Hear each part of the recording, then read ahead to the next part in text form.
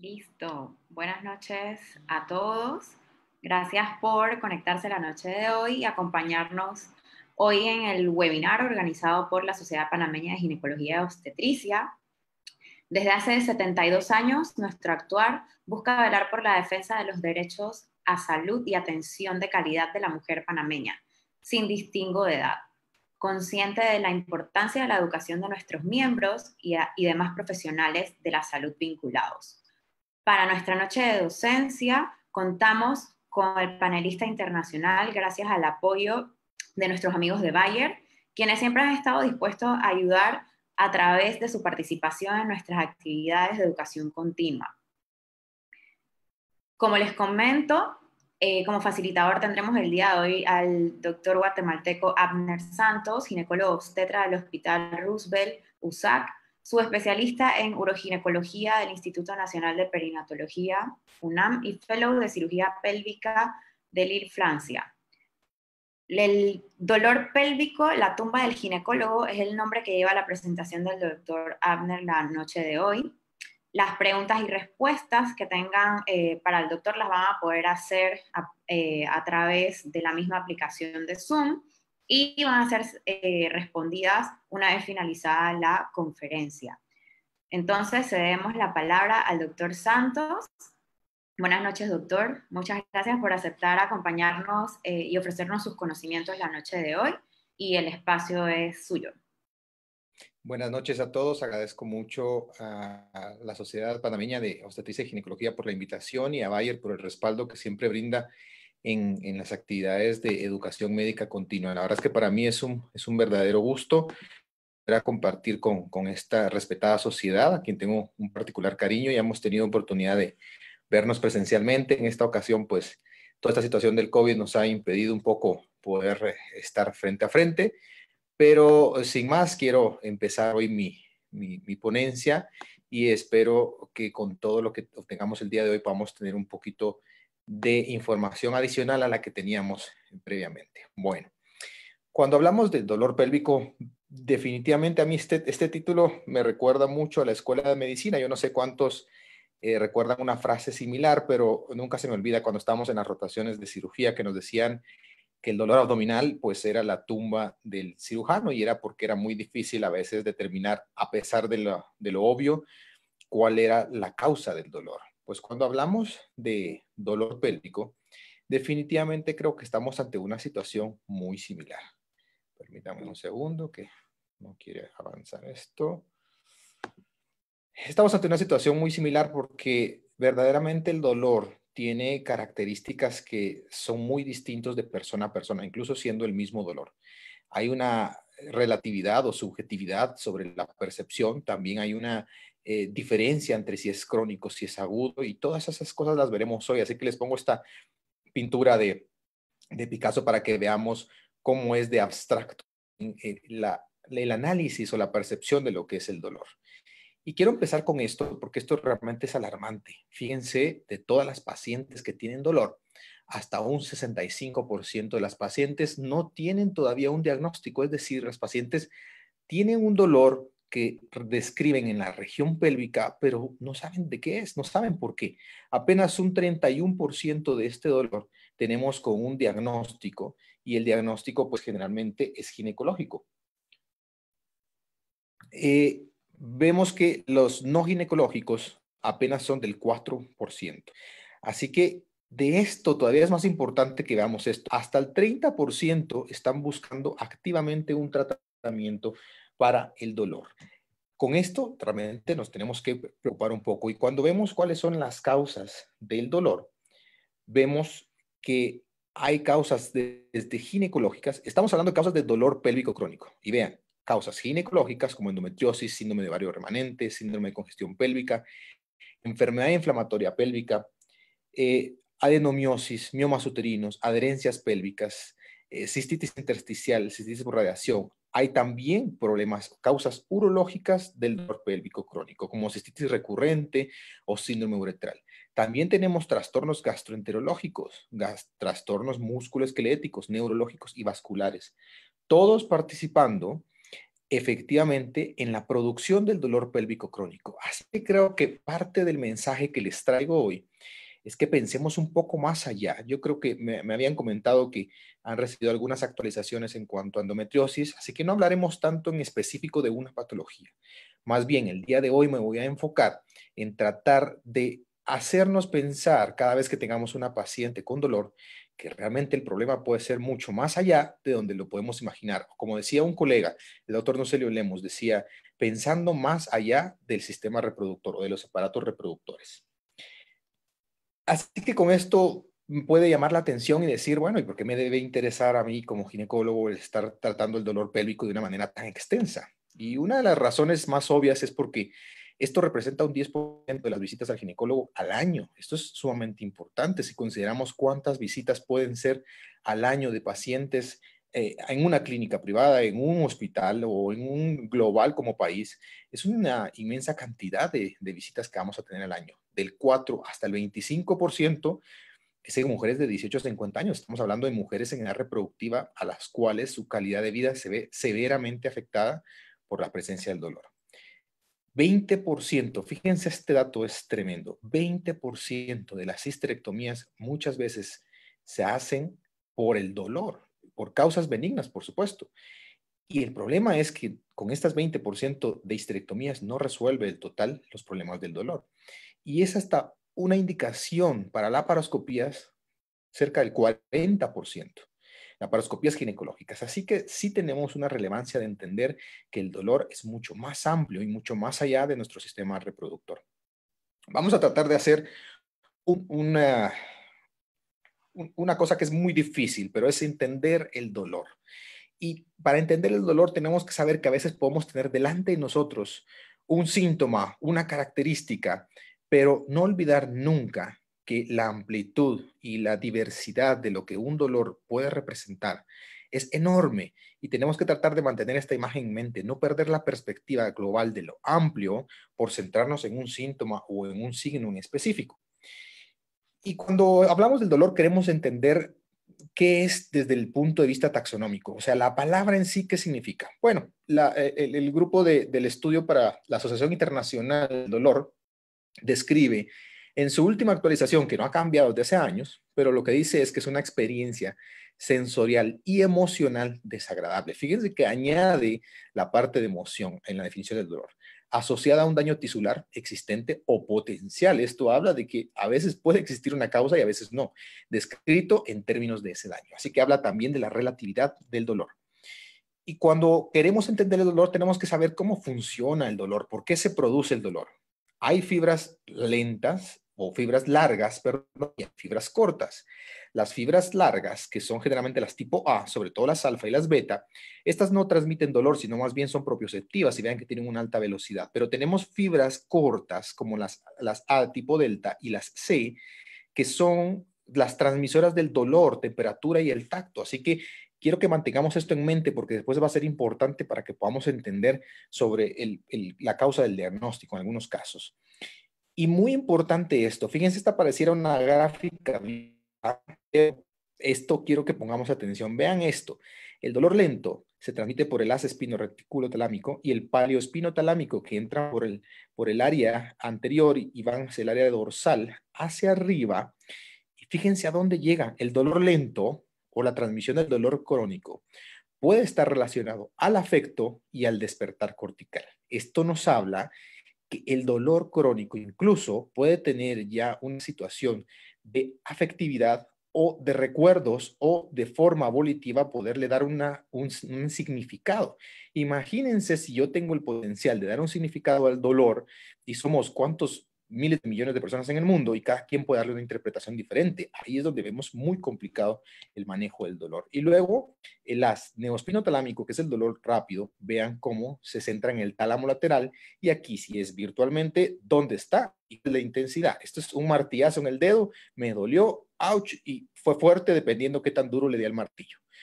Estos son los dos tipos de dolor que manejamos, y estos son los dos tipos de vías por las cuales se interpreta y se siente el dolor. Y en el área cortical podemos ver que aquí están las áreas de interpretación del dolor. Así que sí, es bastante complejo y se vuelve mucho más complejo cuando intentamos analizar que que el dolor puede tener una subjetividad de interpretación dependiendo cuál sea el motivo o la afectividad que le demos, sobre todo el dolor pélvico crónico. Y cuando queremos distinguir entre si es agudo o crónico, vale la pena hacer dos cosas muy importantes. Uno, definirlo en el tiempo. Muchos dicen que el dolor agudo, o el dolor crónico, perdón, empieza a llamarse crónico después de padecerlo 3 meses. Alguna literatura dice un poco más de tiempo, pero en general es 3 meses y el agudo pues será menor de 3 meses. Pero más allá de eso, también hay una diferenciación importante. ¿Cómo se producen estos dolores? El dolor agudo generalmente es por los canales de calcio. La lesión que se produce crea una apertura de los canales de calcio que aumenta la excitabilidad neuronal en las terminales presinápticas. Y esto hace que se aumenten estos receptores, los alfa 2 delta. Y al aumentarse estos al alza, pues los péptidos, el glutamato, generalmente tienen una función especial. Aquí nos puede funcionar la ketamina, perdón, la gabapentina.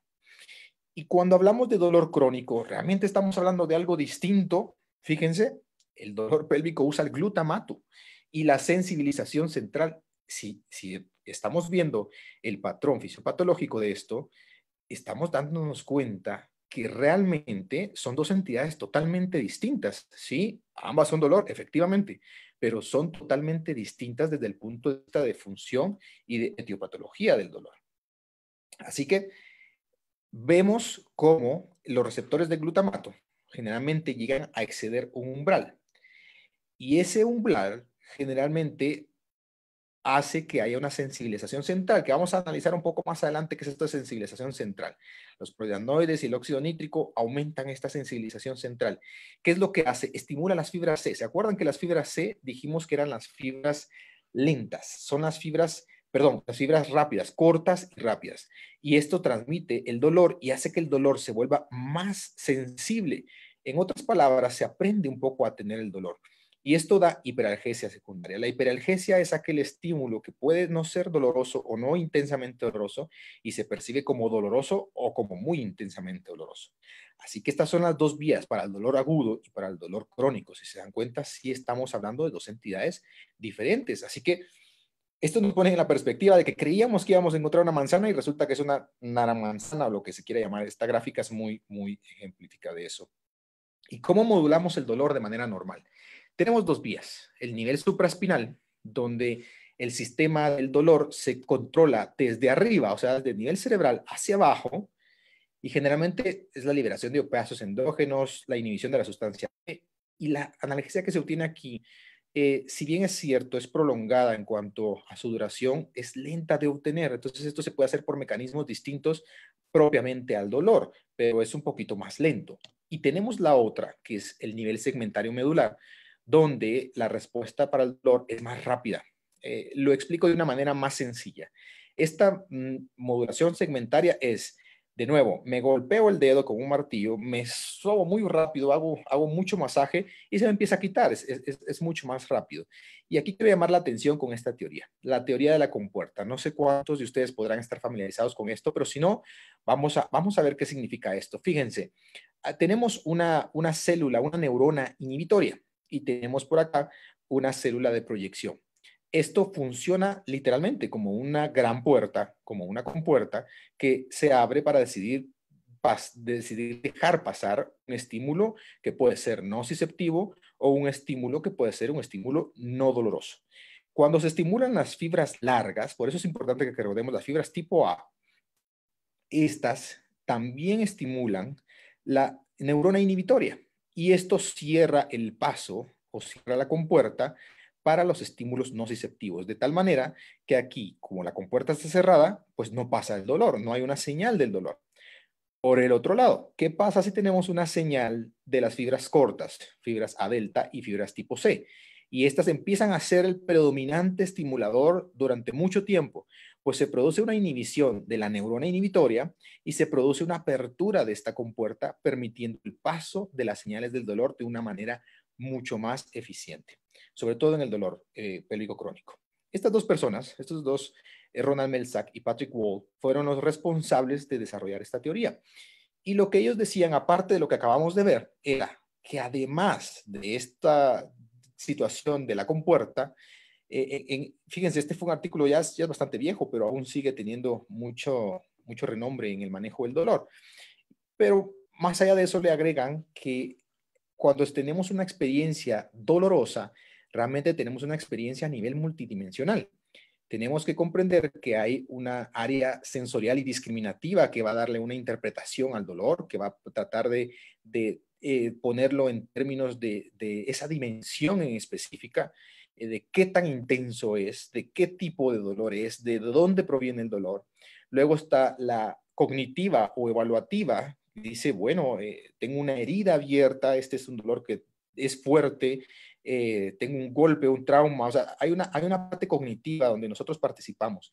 Y luego está la motivacional o la afectiva, sobre todo cuando ya es dolor crónico, porque entonces aquí se va dando una interpretación al dolor que va más allá del propio dolor, sino que va más allá de cómo nos ha afectado en la vida ese dolor.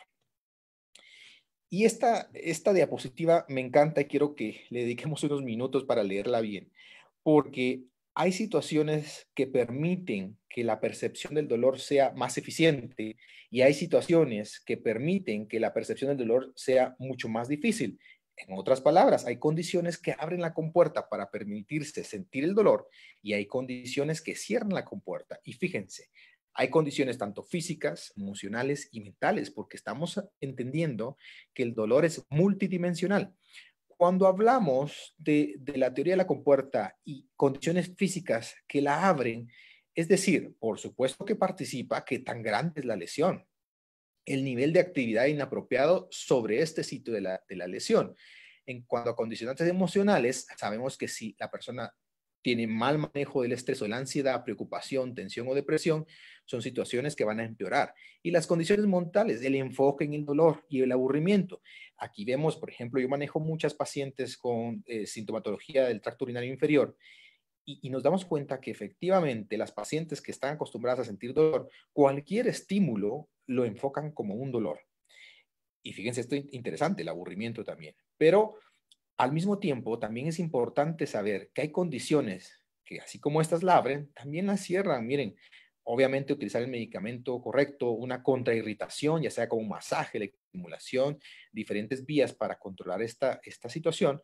También emociones positivas, relajación, descanso. Yo no sé, muchos de nosotros hemos sido testigos cuando operamos a alguna paciente, que tenemos pacientes que son tan positivas y se recuperan tan rápido y a los 2 días posquirúrgicos andan levantadas haciendo de todo. Y por el otro lado hay pacientes que tienen mucha negatividad y pasan 3, 4 días y siguen casi en cama. Y las condiciones mentales, como es paciente que realiza ejercicios de concentración, hace actividades de interés que la distraigan de tener ese enfoque en el dolor. Así que es importante que conozcamos que hay una medida de control sobre el dolor que podemos aplicar en todas nuestras pacientes. Así que estamos ante la búsqueda de esa paciente positiva, que esa paciente que tiene actitudes con las cuales podemos cerrar la compuerta. Y si no es una paciente que la podamos encontrar, que le podamos ayudar a encontrar esa ruta. Y cuando hablamos de dolor pélvico crónico, que me quiero enfocar en esto también en esta noche, porque es muy importante que distingamos sobre todo el tratamiento del dolor pélvico crónico. ¿Cómo lo describe generalmente las últimas guías europeas de urología? Dice que es un dolor que es persistente y que se refiere a las estructuras de la pelvis asociado a consecuencias cognitivas. Fíjense aquí cómo empieza a hablar de cosas no propiamente productoras del dolor, pero sí consecuencias cognitivas de comportamientos sexuales, emocionales negativas, así como síntomas del tracto urinario inferior, disfunción sexual intestinal, pélvico o ginecológica. Disculpen que me ponga a leerla, pero en este caso, este específico caso, sí es importante prácticamente hacer esa definición. Esta es la definición actual que existe de dolor pélvico crónico. Es muy, muy específica. Y quiero hacer con este slide un llamado hacia que entendamos la sensibilización central. Fíjense cómo hay situaciones que pueden haber factores predisponentes, genéticos, estado psicológico, que puede llevarnos directamente a una sensibilización central. Pero también hay causas como cirugías, trauma o infecciones que pueden lesionar los nervios y afectar la señal que va hacia el cerebro y afectar la señal que viene desde el cerebro. Y en todas esas situaciones se da una sensibilización central. Una forma fácil de entender este término de sensibilización central es: el cuerpo tiene la capacidad de aprender a sentir dolor. ¿Cómo? Porque afecta la señalización aferente, toda esa terminación neurológica que va hacia arriba. Afecta la señalización eferente, también afecta posteriormente la respuesta cerebral o la respuesta motora. Y el procesamiento central también se vuelve anormal y produce consecuencias. Sí, a nivel sensitivo hay una percepción distinta, puede haber hiperalgesias, estímulos que no son dolorosos y se perciben como dolorosos. Pueden haber cambios en la función de los órganos, y aquí es donde quiero llevarlos con el dolor pélvico crónico. El hecho de que exista un dolor y que lleve mucho tiempo en una paciente no es solo que va a seguir sintiendo el dolor, es que puede crear estos cambios en la función de los órganos. Y por supuesto que va a tener consecuencias psicológicas de comportamiento y sexuales, produciendo cambios regionales o sistémicos muy importantes. Así que esto es la sensibilización central. En otras palabras, sí, el sistema neurológico tiene una capacidad para aprender a sentir dolor. Y vean, cuando tenemos dolor pélvico crónico, muy importante, la historia de la paciente, el examen físico, eso creo que todos lo sabemos, pero esta es la última, este algoritmo me encantó porque es el último que acabo de encontrar en las guías de urología, y habla de que si conocemos una causa específica, si encontramos alguna causa que pueda darnos a entender que ese problema o ese dolor es por una causa específica, no, entonces vamos y tratamos esto y va a resolver el dolor, pero si no, entonces tenemos que ver cuál es el órgano específico involucrado en este dolor. Y entonces vemos si hay participación del sistema urinario, del sistema reproductor o ginecológico, gastrointestinal, neurológico, sexual o piso pélvico. ¿Qué es lo que encontramos? Y luego hacer una fenotipificación de acuerdo a las guías clínicas del dolor crónico. ¿Y cuál es esa fenotipificación? Les los traigo tal cual para que veamos esto. La fenotipificación es esto: es urológico, psicológico, órgano específico, infección, neurológico, por sensibilidad muscular o es sexual. Y vean, aquí están cada una de las características. Aquí sí no me voy a detener a leerlas, pero es mucho de lo que podemos hacer en cada fenotipo para mejorar o para llegar a una certeza diagnóstica, que al final de cuentas nos vamos a dar cuenta hoy que lo más importante cuando hablamos de dolor pélvico crónico es poder hacer un diagnóstico acertado, que de hecho es lo más difícil, y a eso vamos ahora. Ahora vamos a la parte de hacer el diagnóstico, ¿sí? ¿Cómo hacemos el diagnóstico? Y pongo aquí los ejes del dolor y lo vamos a entender un poco más adelante. Hay diferentes clasificaciones o formas de abordar el dolor dependiendo de cuál sea nuestro propósito. Los National Institutes of Health de Estados Unidos generalmente tienen propósitos de investigación y lo clasifican, en este caso, lo que nos interesa a nosotros, como una cistitis intersticial. Vean cómo la Sociedad de Continencia ha establecido mejor como un manejo de los síndromes. Entonces habla del dolor vesical, síndrome de dolor vesical, síndrome de dolor uretral, vulvar, vaginal, perineal, pélvico, como lo podemos leer aquí. Tenemos también una clasificación de la Sociedad Internacional para el Estudio de las Enfermedades Vulvovaginales. Y aquí también se refiere a si es zona, de en qué zona es o si es provocado o no. Y luego tenemos la clasificación para el manejo del dolor de la Asociación Internacional para el Estudio del Dolor. Y aquí habla de los ejes. Este me gusta mucho y nos vamos a enfocar en ese los próximos minutos. Fíjense, estos son los ejes, eje 1, eje 2, eje 3. Es una clasificación que trata de dar no solo una implicación sindrómica, no solo una localización específica, sino además busca una correlación o características que hagan de dolor, que nos permita obtener de ese dolor una información muy grande y que nos permita llegar a un mejor diagnóstico. Vean, primero tenemos 8 ejes. La lectura la hacemos siempre hacia la derecha. Y vean cómo el primer eje es dolor pélvico crónico a secas. Esta es una forma de decir, yo siempre digo, no tengo idea de qué es, pero le duele por ahí. Así empezamos con esta clasificación. Nos movemos hacia la derecha y empezamos a hacer una caracterización diagnóstica. Y esto nos va a servir porque aquí podemos enfocar nuestro diagnóstico. Vean qué interesante. Luego de que sabemos que es un dolor pélvico crónico, intentamos ver si hay una relación o está asociado a algún trastorno en específico, o si es un síndrome de dolor pélvico crónico. Vuelvo a decir la misma expresión. Esta es otra forma de decir, no sé qué pasa, pero le duele por ahí. Y luego tratamos de diferenciar si es urológico, ginecológico, gastrointestinal, nervios periféricos, sexual, psicológico o musculoesquelético. Y vean cómo vamos haciendo una caracterización más específica. Bueno, si sabemos que es ginecológico, entonces ahora vamos a tratar de entender qué órgano en específico o qué síndrome, según la historia, el examen físico y los exámenes que hagamos. ¿Será que es vulvar, vestibular, clitoridio, endometriosis o dolor pélvico crónico con exacerbaciones cíclicas? Esto nos va a poder dar una mejor certeza de qué estamos haciendo. Y no acaba acá. Vean, eje 4, eje 5, eje 6, eje 7 y eje 8. ¿Y qué son? En el eje 4 empezamos a ver ya no solo dónde está ubicado, sino cómo lo refiere el paciente. ¿Es suprapúbico, es inguinal, es uretral, es clitoridio, es perineal, rectal, está en la espalda, está en las nalgas, está en las ingles? También empezamos a ver después características de la temporalidad del dolor. ¿Es agudo? ¿Es crónico? ¿Será que es esporádico? ¿Es cíclico? ¿Es continuo? Y luego, ¿en qué momento se produce? ¿En el llenado vesical, en el vaciamiento vesical, inmediatamente posterior a la micción, muy tarde después de esto? O incluso de alguna relación sexual, podemos decir. Si hay algún factor desencadenante, ¿es provocado o es espontáneo? Luego vean el siguiente eje. ¿Cuáles son las características del dolor? ¿Es dolor opresivo, es quemante, es punzante, es eléctrico? Vamos llegando cada vez a si hay asociación de otros síntomas, ya sea urológicos, porque alguien que tenga vulvodynia puede tener frecuencia nocturia y establecemos un diagnóstico de síndrome genitourinario de la menopausia. ¿Será que esto es menstrual? ¿Se presenta con cada ciclo menstrual o será que es un dolor que inició con la menopausia?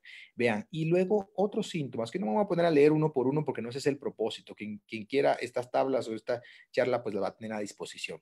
Y luego, si este dolor, con todo lo que ya hemos caracterizado de él, está relacionado a síntomas psicológicos, ansiedad, depresión, antecedente de trauma sexual o antecedente de trauma sexual post-trauma, síntomas como una reexperiencia o una total afinidad o que no quieren sentir nada de este tipo de dolor por alguna razón psicológica asociada, como un síndrome postraumático. Entonces, esto es el manejo del dolor o es el proceso diagnóstico, mejor dicho, del dolor según los ejes del dolor, lo cual a mí me parece muy completo porque nos permite no solo decir, ah, bueno, tiene un dolor ahí en la uretra o en la vejiga o en vagina, sino nos permite establecer características de este dolor, si hay una relación con algún otro órgano y además si ya tiene una afectación psicológica que nos permita hacer ese abordaje multidisciplinario. Y esta gráfica es importantísima. Fíjense cómo la importancia en el diagnóstico del dolor. No es lo mismo decir dolor pélvico crónico a decir una cistitis intersticial. Vean cómo vamos acercándonos a un diagnóstico más específico. Y siempre que tratamos el dolor, lo más importante es esto, es el proceso diagnóstico que nos permita ser lo más específicos y lo más claros posibles para tratar de ayudar a nuestros pacientes con un mejor tratamiento. Por supuesto que no es el mismo tratamiento para una cistitis intersticial que para una cistitis bacteriana o que para una uretritis o que para un a nivel vulvar por atrofia vulvogenital. ¿Y por qué los menciono así? Porque son dolores que tienen una misma característica y mismos síntomas incluso. Entonces es importante que tengamos esa capacidad de centrar en este diagnóstico. Luego, para poder hacer estos diagnósticos, también necesitamos un conocimiento amplio sobre la inervación a nivel del sistema pélvico, a nivel de las estructuras pélvicas. Conocer cuál es la inervación, por ejemplo, del dorsal del clítoris, el perineal o el hemorroidal inferior es importante. Conocer los dermatomas lumbosacros, cuáles son los nervios y qué dermatomas me va a marcar cada uno de estos en los sacros de S2, S3, S4 y cómo voy a interpretar cada una de esas zonas del dolor. Fíjense que esto es algo que siempre nos da un poco de, no nos gusta mucho y no nos gustaba en la Facultad de Medicina a todos los que no seguimos alguna especialidad de neurología o similar, pero es importante que lo conozcamos. Fíjense cómo a nivel perineal el sacro tiene un predominio desde C1, las partes más externas son las ramas más hacia arriba y las partes más cercanas al esfínter anal, los esfínteres anales, pues son las ramas más inferiores. Así que esto es importante porque nos da una idea de cómo hacer una evaluación correcta neurológica y cómo proceder.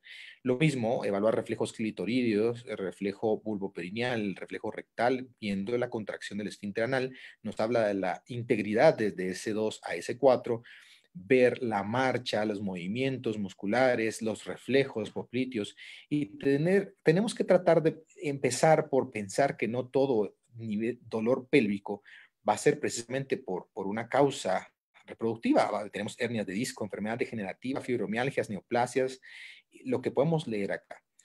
También la marcha y la postura nos puede decir mucho. Hay a veces situaciones en las cuales hay alguna anomalía en la cadera, reflejos rotulianos para ver si hay integridad neurológica, sensibilidad y función motora, a ver si están afectadas terminaciones aferentes o eferentes, dolor en zonas de la pelvis, a dónde se irradia, qué otros puntos dolorosos tiene. Y vean qué importante es sospechar de atrapamiento. Los atrapamientos, aquí está según las regiones, el porcentaje de atrapamiento. El síndrome piriforme se ha descrito muchísimo en la literatura como causa de atrapamiento neurológico y dolor. Vean que cuando hay un atrapamiento vascular, generalmente cíclico, sí es premenstrual, mejora con el decúbito, mejora en la mañana y es peor por la tarde. ¿Cuántas pacientes así no hemos tenido en la consulta que no hemos podido manejar este dolor porque de verdad se nos ha ido de las manos y porque es muy complejo? También el atrapamiento muscular es importante. Vean esta gráfica, este es un artículo del doctor Lemos. Y aquí es una belleza esta imagen. Aquí tenemos el ovario izquierdo, aquí tenemos el ligamento infundíbulo pélvico y vean cómo el nervio iliohipogástrico, el nervio ilioinguinal, el nervio génito femoral y la arteria femoral izquierda se ven aquí perfectamente atrás del peritoneo. Y vean cuando quitan el peritoneo se distingue muy bien el músculo hasta acá, perfectamente. Quiero enseñarles esta gráfica también. ¿Por qué el atrapamiento nervioso duele? Porque el atrapamiento en sí, pues produce dolor. El dolor va produciendo que se dé una neuroangiogénesis que produce esa hiperalgesia y esa activación o coactivación viscerovisceral o viscerosomática. Esto produce dolor. Y este dolor, cuando es constante, continuo, por más de 3 meses, más de 6 meses, más de un año, empieza a producir esta sensibilización central. Y esto empieza a producir también trastornos psicológicos que contribuyen a la percepción del dolor y entonces esto se vuelve un ciclo de no acabar y cada vez la percepción del dolor es mayor, es más efectiva y es más difícil, de hecho, de tratarla. Esta gráfica me encanta. Vean cómo la endometriosis, vean aquí todo esto es una invasión por endometriosis, ¿sí? Vean cómo aquí está el nervio ciático y entra justamente a todo este montón de endometriosis donde está atrapado. Y fíjense cómo S2 y S3 están aquí entre toda esta endometriosis y luego de retirarlo, vean cómo se ven y aquí hay un quiste endometriósico. Así que podemos entender cómo la endometriosis es capaz de producir dolores de tipo neuropáticos bastante fuertes cuando pueden producir una sintomatología como esta. ¿Y por qué duele la endometriosis? No me voy a meter mucho a hablar de hoy porque ya lo han escuchado en algunas charlas anteriores, pero sí es verdad que esta inflamación produce una degradación de tejido conectivo. Hay también mediadores del dolor, la neuroangiogénesis, igual que el atrapamiento, y esto contribuye desde este lado con un infiltrado perineural hasta la producción del dolor de estas tres vías. Y de nuevo, cuando ya se vuelve crónico, hay una sensibilización central que produce trastornos psicológicos que contribuye a la interpretación del dolor y a la efectividad para la percepción de ese dolor. Vean, pero también hay situaciones como fibrosis, pueden ser fibrosis posquirúrgicas o no. Vean acá cómo está el nervio ciático, se interpone aquí un área de fibrosis y luego deliberado, vean cómo se ve acá. Aquí está el músculo ilíaco. Entonces, sí, las fibrosis también pueden ser causa de dolor. Varices pélvicas, por supuesto. Vean en esta imagen cómo se ve aquí esta varice y cómo está aquí S3 y S2 ni siquiera se logra ver porque está atrapado entre esta varice. Cuando se resuelve, pues vean cómo está de libre S2 y S3. Así que sí, definitivamente puede ser una causa muy importante de dolor pélvico. Y también el músculo piriforme o el síndrome piriforme, como se le conoce mucho desde hace mucho tiempo. Y es que el músculo piriforme puede interponerse entre S3 y S2 y vean cómo literalmente bloquea el nervio, atrapa el nervio. Vean cómo cuando está liberado se ve S2 totalmente libre y S3 también. Así que el músculo piriforme puede causar ese atrapamiento muscular que produce el dolor. Y los músculos del piso pélvico tenemos que entenderlos para poder analizarlos, porque muchas veces el dolor está a este nivel. Vean cómo desde la fase endopélvica, los músculos externos, el músculo bulbocavernoso puede producir dolor perineal y urogenital, el músculo isquiocavernoso también con dispareunia, que hay muchas pacientes jóvenes con dispareunia, que mucho de lo que tienen es una contractura de estos músculos. El músculo transverso superficial, que puede producir también dispareunia, y los esfínteres anales también, que puede producir dolor quemante a nivel anorrectal. Pero más profundo, pues también tenemos los demás músculos elevadores del ano, el pubo vaginal, el pubo rectal, vean el músculo iliococcigio, el músculo coccigio y los músculos piriformes. Cada uno de estos músculos puede darnos un síndrome doloroso, puede darnos características del dolor que se van a manifestar desde el área pélvica o hasta con sintomatología urinaria como urgencia y frecuencia, dispareunia hasta dolor en el área de glútea o dolor en la parte de las piernas. Es importante que conozcamos cómo poder examinar cada uno de estos músculos. El músculo pubovaginal, a 3 centímetros, 5 centímetros, podemos hacer este movimiento y palparlo. Y aquí está un poco más acá, el músculo obturador. Podemos seguir palpando, recordar que hay una componente de fascias musculares que también podemos ir tratando de descubrir. El músculo obturador, un tip es cruzar la pierna hacia este lado y eso nos permite hacer este movimiento con el dedo, literalmente como un gancho, y esto va a permitir que haya una percepción del músculo y que podamos interpretar qué está pasando con ese músculo en específico. Muy bien. Seguimos y aquí nos damos cuenta de los músculos que tenemos que palpar a nivel pélvico. Desde el pubo vaginal, el pubo rectal, el iliococcigio, que es un poco más difícil de palpar, pero se puede hacer. El coccigio a veces es difícil y el piriforme tampoco se puede palpar de una forma tan sencilla. Pero son los músculos a los cuales podemos tener algún tipo de acceso. Hacer, por supuesto, la especuloscopía y la palpación también del esfínter uretrovaginal es importante porque aquí esos son puntos también que se puede manifestar el dolor. Si tenemos una especuloscopía normal, sin evidencia de lesiones en la mucosa vaginal, no hay dolor a nivel de la vagina anterior y no hay palpación de masas tampoco, descartando algo. A veces ahí hemos encontrado miomas a nivel de la pared anterior de la vagina, cosa que es muy rara, pero puede suceder. Yo me encontré un lito en la parte anterior de vagina, un cálculo literal, y puede ser. De nuevo, haciendo la importancia de la exploración y del tacto bimanual que no habíamos tocado, pero quiero traer para ustedes la exploración de los puntos dolorosos a nivel vaginal. Cuando hacemos la exploración de los puntos dolorosos, vemos primero los reflejos y hacemos una evaluación con hisopo. Y cuando palpamos estos músculos, los podemos palpar a 5 centímetros del introito en esta dirección. Los obturadores internos, tenemos que mover nuestro dedo de manera horizontal. El pubo coccigio, tenemos que movernos más o menos de las 10 a las 2, pared vaginal anterior. Luego el iliococcigio, de nuevo tenemos que movernos de las 5 a las 8 y la pared vaginal posterior. Y los isquiococcigios también de las 5 a las 8. 10 centímetros, o sea, una profundidad mayor. Y hacemos esta valoración. Yo lo que le digo a las pacientes para que sea más fácil para ellas es, me tiene que responder si tiene dolor, pero no me va a responder sí o no. Me tiene que decir, cuando yo palpe en esta área, de 0 a 10, y les explico, 0 es no tengo nada de dolor y 10 es el peor dolor de mi vida. Empezamos a hacer la palpación desde adentro hacia afuera y empezamos a notar el número que la paciente nos dice de percepción del dolor. Y esto nos va a dar mucha información. De nuevo hacemos lo mismo a 5 centímetros de la pared, ya del introito, no a 10. Aquí apalpamos más músculos y en cada uno de los músculos vamos poniendo el puntaje según la escala visual análogo. Y esto nos va a enseñar qué tan dramático es el problema, pero también nos va a enseñar dónde está el problema, dónde está el dolor, en qué músculo. Y esto, luego de que hacemos eso, también podemos hacer en la parte externa, aunque yo les recomiendo que pudiéramos empezar con esta parte antes. Con hisopo, hacemos hisopo lubricado, palpación de diferentes puntos. Vamos a ver esos puntos. A nivel del muslo, vemos puntos del 1 al 4 y estos de nuevo registramos de 0 a 10.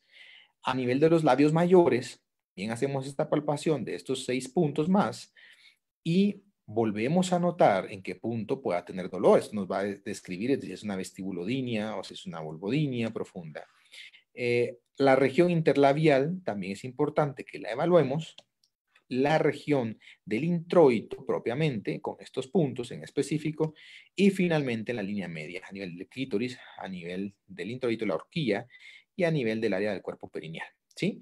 Estos son 23 puntos dolorosos que nos van a identificar y nos van a ayudar a determinar aquellos cuadros de vestibulodinia, que sobre todo pueden haber muchas focalizadas o lateralizadas unilateralmente o algunas veces pues bilateralmente. Todo esto nos va a ayudar inmensamente. Luego tenemos ya cosas un poquito más profundas, como estudios de electrofisiología, que podemos utilizar más o menos similar a lo que hicimos, solo que aquí sí ya tenemos un reflejo electromiográfico que nos puede dar algún patrón que podamos analizar más fácilmente. Bueno, llegado a este punto, podemos ver que el manejo del dolor pudiera parecer imposible. Más bien, más que el manejo, porque la charla de hoy no lleva como propósito darles el manejo en muchas de las situaciones, porque si se dan cuenta, es tan complejo solo hacer el diagnóstico que cada posible diagnóstico tiene un manejo distinto. Así que lo que parece un poco imposible, lo vamos a convertir posible gracias a toda esta estructura que nos permite ir de una forma coordinada y ordenada hacia un diagnóstico específico. Y cuando hablamos de tratamiento, no nos podemos quedar sin ello tampoco, a pesar de que no vamos a hablar mucho de esto. Pero muy importante entender que cuando tenemos una paciente con dolor pélvico, es imposible que podamos manejarlo de una manera aislada o como un especialista único. Si bien es cierto, quien tenga la habilidad o la expertise para poder hacer una valoración neurológica de piso pélvico, neurológica de toda el área pélvica, los neurodermatomas, lumbosacros, sacros y todas las estructuras pélvicas, obviamente va a necesitar un equipo con el que pueda relacionar esta paciente y entenderla desde un punto de vista multidisciplinario. Vea acá en este cuadro, ginecólogo, coloproctólogo, psicólogo, reumatólogo, fisioterapia, una clínica especializada en dolor en algunas situaciones, acupunturistas, a veces funciona muy bien, nutriólogo, hay muchas situaciones que se relacionan, por ejemplo, la cistitis intersticial o el síndrome doloroso vesical tiene un gran manejo con la parte nutricional, impresionante, pero sí hay muchos alimentos que hay que cambiar y eso funciona mucho en el manejo. Así que necesitamos tener un abordaje multidisciplinario, entender que el dolor es muy difícil manejarlo como uno solo, como yo, el médico que lo puede es todo, es muy complicado, es muy complicado. Dentro de las posibilidades de tratamiento alternativas que funcionan muy bien, quiero presentarles este estudio que realicé, fue con electroestimulación nerviosa, ponemos un electrodo endovaginal, lo utilicé para 6 síndromes dolorosos diferentes, desde síndrome doloroso vesical, vaginismo, espasmo, pulvodinia, dolor postquirúrgico y anismo. Se aplicaron 12 sesiones y después de las 12 sesiones se vio una disminución de del dolor de las escalas análogos visuales y en general, fíjense cómo en promedio iniciamos con una escala visual análoga de 6 hasta una escala visión análoga de 2. Esto produce un dolor moderado severo a un dolor leve. Y esto pues cambia la vida de algunos pacientes. Así que con esto pretendo mostrarles que la electroestimulación con energía TENS puede ser una opción muy, muy buena y se dan cuenta para varias patologías que causan dolor pélvico. Luego también la neuromodulación sacra. Por supuesto que esto no es siempre de primera línea. Esto ya es una opción para pacientes muy seleccionadas, pero es una opción que está mostrando resultados muy alentadores. Vean que el mecanismo de acción tiene estimulación directa y que produce contracción del músculo liso y estriado, tiene modulación aferente, dependiendo qué frecuencias utilicemos, y esto induce un estado refractario relativo y también hay inhibición de los centros espinales y supraespinales que transmiten el dolor. Así que esta es la forma en que funciona. La neuroestimulación consiste en que ponemos un electrodo que tiene unos electrodos y lo hacemos recorrer justo al lado de ese 3. Lo ponemos a nivel del sacro, a través del orificio sacro y dejamos ese implante ahí. Hacemos una primera prueba para ver si funciona. Si tiene un 50% de mejoría, ya ponemos el implante fijo que va implantado adentro de piel y de tejido celular subcutáneo en alguna de las dos nalgas, ¿verdad? En una de las dos partes de la nalga, donde menos le moleste al paciente. Y vemos que esto produce una facilitación sináptica. Y esto lo que hace es incrementar esas vesículas que abren a la terminal sináptica y que permiten modular el dolor. Y también crea neuroplasticidad.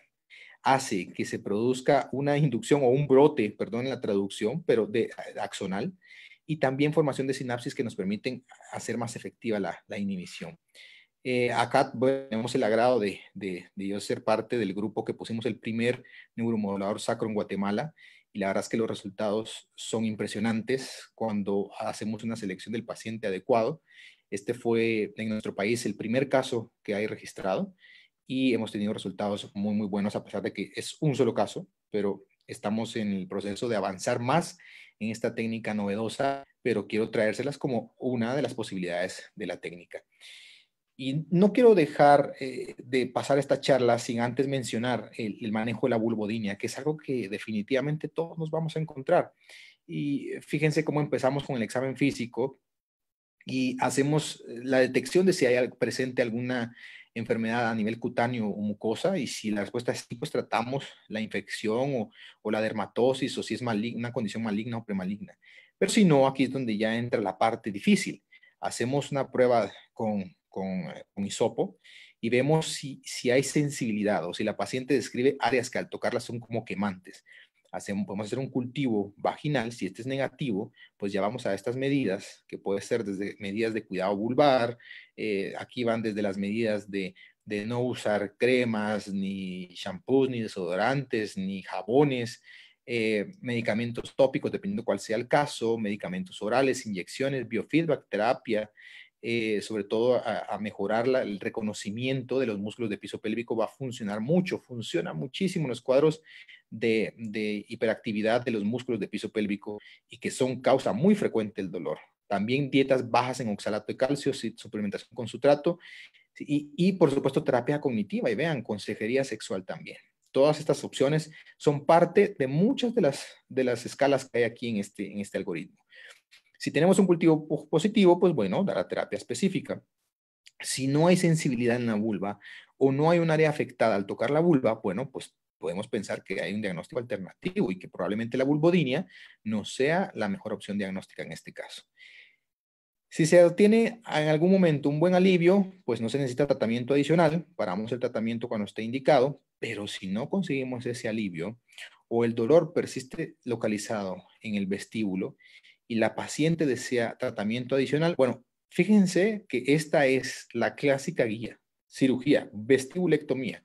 Pero al hacer una vestibulectomía, estamos condenando a alguien a una calidad de vida muy, muy disminuida. Y por eso les presenté las otras dos opciones de electroestimulación y la de neuromodulación sacra. Y por ahí también está el implante de neuromodulación específico al nervio pudendo. Ese sí todavía no lo manejamos a nivel regional, pero son opciones que están viniendo para no llegar a algo como esto que sí puede afectar mucho la calidad de vida de las pacientes. La última guía, ¿qué recomendaciones nos da? Y quiero dejarles con esto. Bueno, que todas las mujeres con dolor pélvico tienen que tener una buena historia y evaluación ginecológica completa. Vean esto, el nivel de evidencia y el grado de recomendación fuerte. La laparoscopía para resolver las causas tratables, totalmente. Hay que hacer una historia uroginecológica detallada en aquellas pacientes que han tenido antecedentes de MAIA, ya sea para prolapso o para incontinencia. Tenemos que proveer el manejo multidisciplinario en los manejos en el dolor persistente. Vean, la recomendación es fuerte. Y usar terapias alternativas en el tratamiento de dolor pélvico ginecológico. O sea, aquí es donde todas estas opciones últimas que les mencioné tienen un lugar y una función. El tratamiento psicológico puede llegar a mejorar el dolor, fíjense, y no solo el dolor, sino la función sexual, sobre todo cuando tenemos esos síndromes de dolor vulvar o vaginal. Y aquí viene algo interesante de esta guía.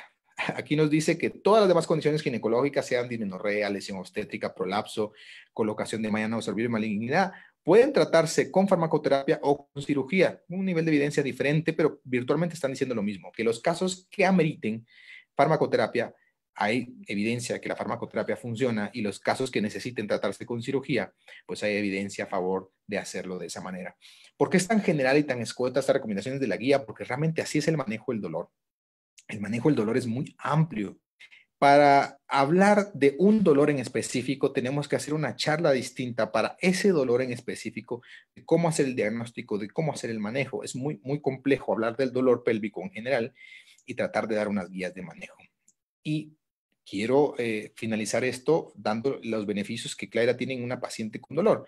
Me dirán, ¿pero qué tiene esto que ver? Fíjense cómo hay muchos síntomas como el dolor pélvico, cefaleas, el uso de medicamentos para el dolor, sensación de hinchazón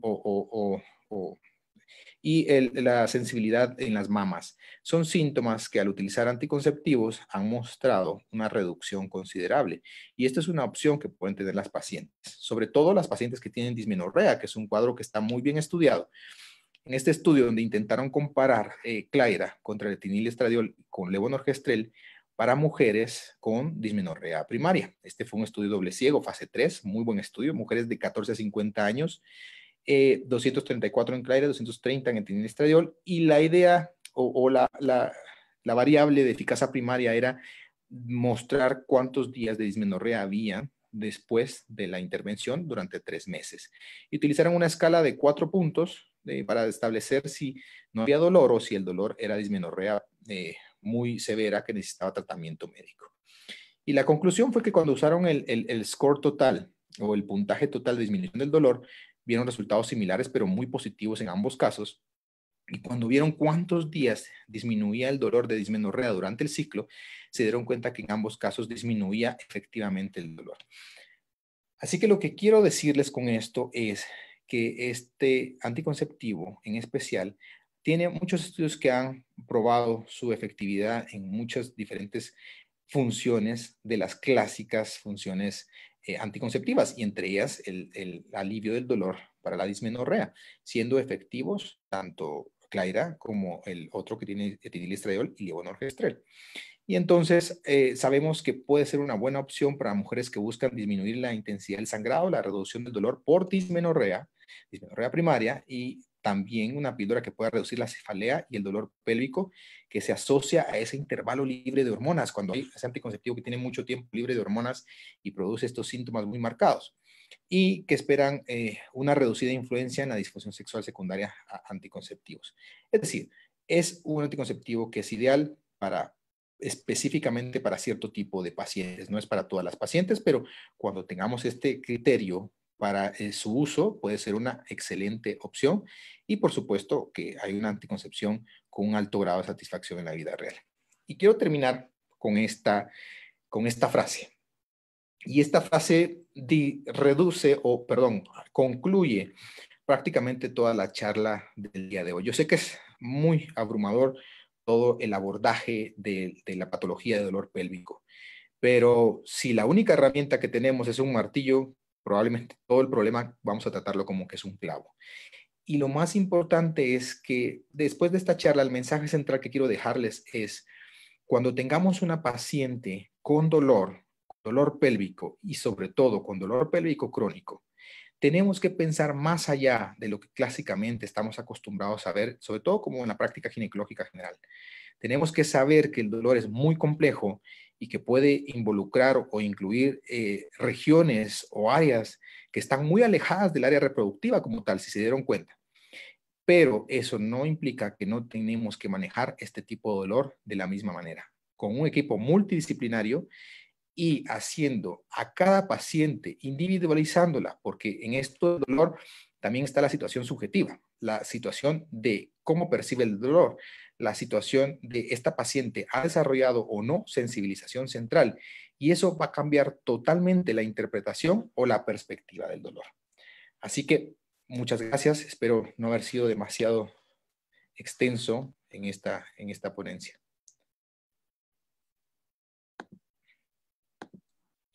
Si hay preguntas ahora, por favor. Muchas gracias, doctor Abner. Excelente su ponencia. Vamos a comenzar la parte de preguntas, que ya hay dos. La primera pregunta: ¿cuál debería ser entonces el tratamiento de elección? El dolor tipo cíclico, el dolor intermenstrual o premenstrual, si se utiliza manejo de tipo agudo y si utilizan AINES o gabapentina. Claro, muy buena pregunta. Yo vuelvo a repetir, lo más difícil de una charla como esta es tratar de encontrar un solo tratamiento, un tratamiento en específico. Pero si vamos a la fisiopatología del dolor agudo y la fisiopatología del dolor crónico, cuando tratamos dolor agudo, los AINES son nuestro mejor aliado. Bueno, por supuesto, tratar las causas inmediatas, porque, por ejemplo, si es un dolor secundario a un espasmo o a una infección urinaria, que la infección urinaria está relacionada mucho a dolor pélvico, sobre todo, y dispareunia. Entonces, a veces el motivo de consulta no es precisamente que tengan alguna molestia urinaria, una infección urinaria, sino que tienen dolor. Y si este es secundario a una infección urinaria, por ejemplo, a una infección vaginal en la mujer joven, podemos tratar al mismo tiempo, tratar la causa, por supuesto, y tratar con AINES, que va a ser nuestro mejor aliado.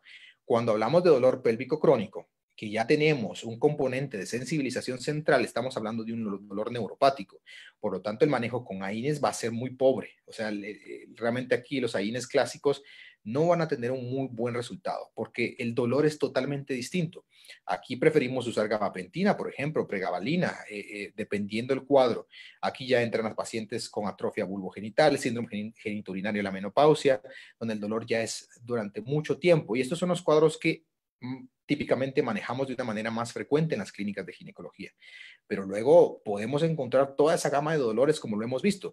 Es increíble la frecuencia del espasmo de los músculos de piso pélvico y se los vuelvo a repetir muy enfáticamente porque es lo que estoy encontrando de una manera abrumadora, tanto en pacientes jóvenes como en pacientes grandes. Simplemente es diferente la causa del por qué el dolor se presenta de una u otra forma en una mujer joven, en una mujer anciana o grande.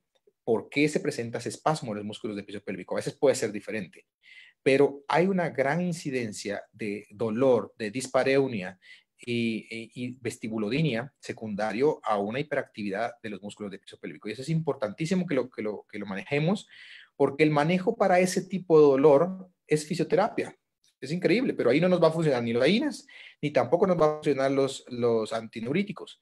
Nos va a funcionar mejor una terapia, fisioterapia o una electroestimulación y sobre todo un biofeedback que enseña a estas pacientes cómo hacer una relajación efectiva de toda esta musculatura. ¿Qué más preguntas tenemos? No sé si esto responde a la pregunta. Sí. Y la otra pregunta que tenemos es, ¿cuáles serían los síntomas del dolor pélvico durante la menstruación? Durante la menstruación, pues bueno, la característica del dolor pélvico en la menstruación es que es cíclico, ¿sí? Cuando tenemos que hacer esa caracterización del dolor menstrual o no menstrual, es simplemente de ver si es cíclico, o sea, es como el clásico dolor de endometriosis. ¿Cuándo se presenta el dolor de endometriosis? Cuando hay menstruación y es cíclico, empeora los días antes de la menstruación y los días posteriores. Pero vemos que también cuando hay varices pélvicas o atrapamiento vascular a nivel de los nervios sacros, también es cíclico. ¿Por qué? Porque hay un aumento en la vasculatura, probablemente hay una relajación de los vasos sanguíneos y eso promueve que se ingurgiten un poquito más y puedan crear ese atrapamiento. Entonces, vemos características cíclicas en ese tipo de dolor también. El tipo de dolor que nos puede manifestar la dismenorrea primaria también, evidentemente, va a ser cíclico. Entonces, para diferenciar un dolor que tiene características con la menstruación, pues es la ciclicidad de ese dolor. Generalmente, si es un dolor que se manifiesta cíclicamente cada menstruación, pues bueno, lo podemos catalogar como un dolor menstrual, ¿sí? No sé si esto responde. Sí. Otra pregunta, ¿cuál sería el mejor manejo médico o quirúrgico de la congestión pélvica en el dolor pélvico crónico? Uy, muy buena pregunta. Esta es una pregunta, no puedo decir que sin respuesta, pero sí con muchas respuestas. El síndrome de congestión pélvica existe, hay formas de diagnosticarlo y se ha mostrado que la cirugía no ha presentado buenos resultados cuando lo queremos resolver de esa manera. Creo que una de las mejores formas del manejo, primero, es hacer un buen diagnóstico del síndrome de congestión pélvica y luego tratar de manejarlo. Aquí sí podemos, dependiendo si es, generalmente va a ser crónico, ¿verdad? Asesorarnos también con algún vascular que pueda apoyarnos en el manejo de este tipo de pacientes. De nuevo, no hay una sola respuesta para un cuadro, para un manejo como este, pero sí tener en consideración el síndrome de congestión pélvica. ¿Alguna otra pregunta? Parece que son todas. Excelente su ponencia, doctor.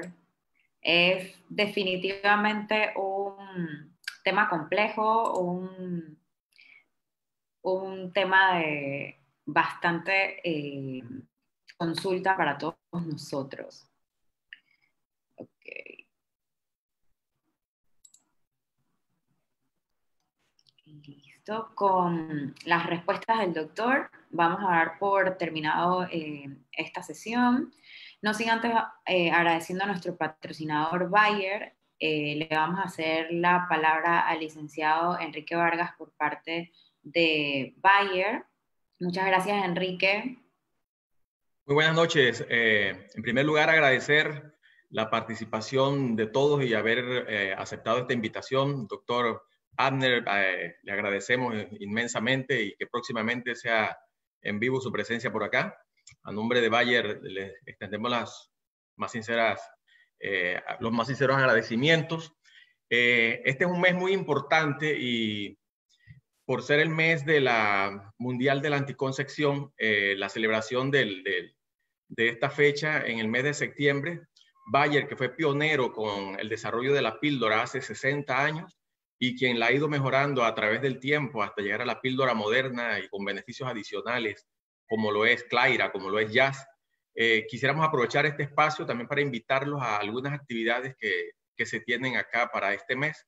Empezando el 25 de este mes en Panamá con el Fondo de Población de las Naciones Unidas, se tendrá un conversatorio sobre salud reproductiva y el embarazo de la adolescencia.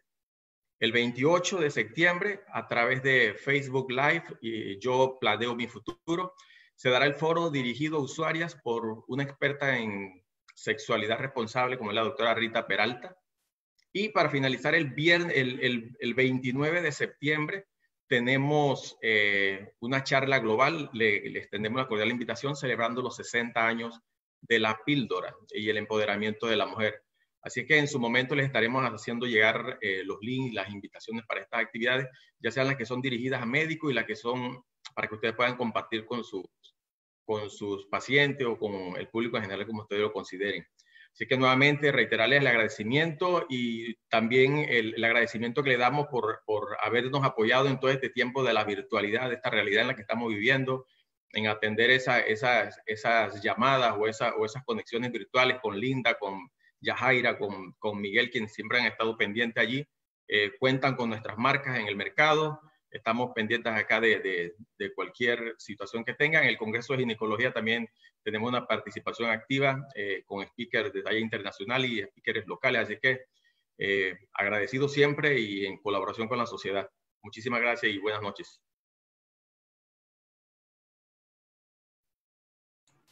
Gracias, Enrique. Doctor Abner, tenemos una preguntita más. Refiere que cómo debo abordar el manejo para una paciente que refiere dolor pélvico asociado con dolor hemorroidal que se manifiesta días menstruales.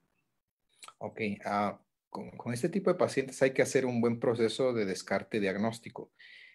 Parecerá muy raro, pero a veces pueden haber, puede ser incluso una endometriosis grado 4 que está llegando a afectar hasta el área del colon o el recto. Hemos tenido la característica de que la endometriosis la hemos encontrado en todos lados. Hace poco tuve un caso en donde había una masa en vejiga que sospechábamos que era un sarcoma y pues favorablemente para la paciente resultó ser un poco endometriósico y tenía características muy difíciles porque llevaba años sin poder hacerse el diagnóstico y cuando se hizo el diagnóstico nos dimos cuenta, ya viendo hacia atrás, que había una característica zika. Entonces yo lo primero que diría es, bueno, recordar que durante la menstruación la caída hormonal hace que haya más sensibilidad, probablemente también más tendencia vascular a que pueda darse este tipo de cuadros como la hemorroides, pero también descartar que no vaya a haber alguna presencia de un foco endometriósico a nivel rectal o una endometriosis grado 4, sería una sugerencia para hacerlo. Y si no es nada de esto, pues manejarlo realmente como el dolor, ¿verdad? Y ver si la hemorroide ya requiere una intervención por coloproctólogo. Aquí yo haría una interconsulta con el coloproctólogo para saber si eso amerita una hemorroidectomía y después de eso ver si el dolor persiste de la misma manera. Probablemente ya no asociado a la hemorroides, o si sigue a nivel rectal, vuelvo a ser muy enfático, descartar que no haya una presencia de endometriosis profunda. Perfecto. Ya con esto sí respondimos todas las preguntas. Doctor Santos, si se quiere despedir. Bueno, muchas gracias. Yo quiero agradecer especialmente a la Sociedad Panameña de Obstetricia y Ginecología en la confianza. Por favor, a todos los que están conectados, mi agradecimiento. Sé que este es un tema bastante complejo, pero es un tema apasionante para los que manejamos el dolor, y creo que todos manejamos el dolor de una manera que nos guste o no nos guste, lo querramos o no querramos, pero como ginecólogos siempre seremos la primera línea para el manejo del dolor pélvico en cualquier paciente. Creo que es importantísimo que, a pesar de que a veces pueda sonar un poco complejo lo del dolor, creo que no, creo que solo es de familiarizarnos con cómo son las vías del dolor, el examen del dolor, y luego se va a convertir en una rutina mucho más fácil de abordar para que podamos ayudar a tantas pacientes. Vemos que hasta el 65% pasa sin diagnóstico y hasta el 30% pasa buscando activamente algún tratamiento porque nada les funciona. Así que eso nos compromete a nosotros como profesionales a informarnos un poco más.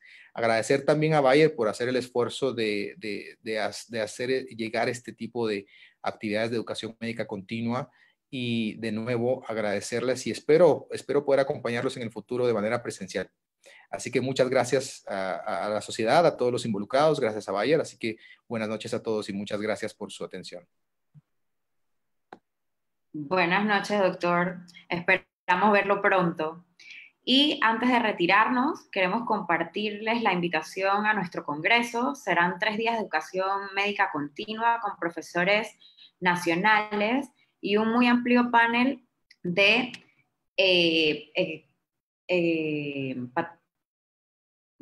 un panel internacional de expositores también. Vamos con la nueva realidad. Vamos a disfrutar de un congreso que, como siempre, de la calidad de Spock, y solo ahora vamos a tener una nueva modalidad, que es la modalidad virtual de una plataforma de realidad virtual inmersiva. Las inscripciones van a estar abiertas en nuestra web www.spockpanama.org con opción de pago online. Son solo $90 por los 3. En esta va a ser un patrocinador Platinum. La plataforma va a estar abierta las 24 horas del día, los 3 días de congreso. Va a haber también una biblioteca virtual dentro de esta plataforma para poder ver las conferencias si no lograron asistir durante la sesión en vivo. Aquí para que vean cómo es la realidad virtual inmersa. A todos los que nos acompañan hoy, también nuestro agradecimiento. Esperamos haber llenado sus expectativas y los invitamos a seguir siempre pendientes de nuestras redes sociales, y les esperamos desde ya en nuestra próxima actividad. Feliz noche a todos.